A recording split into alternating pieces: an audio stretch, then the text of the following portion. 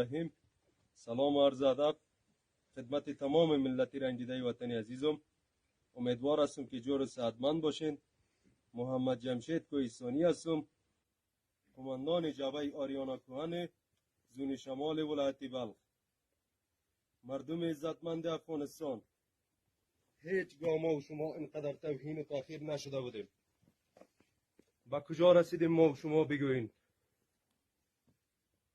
با الله قسم است موی در بدن آدم راست میشه، اشک به چشمان آدم جاری میشه. او کسی که پاکستانی ها را آورده، او کسی که چینی ها را آورده، با دین و با عزت و با شرف ما بازی میکنه. شما بگوین که ما می نیست یک فرزند افغانستان چی کنیم؟ آیا دست زیر علاشه بنشینیم یا از مردم و ملت و بیگناه خود دفاع کنیم؟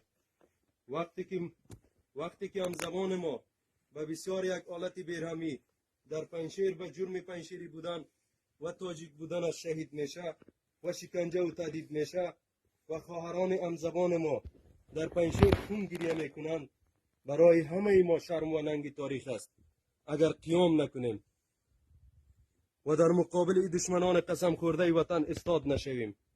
از تمام مردم عزتمند و با وقار خود میخواهم که منتظر آمریکا و اروپا و فرانسه و هیچ کسی دیگر نباشد.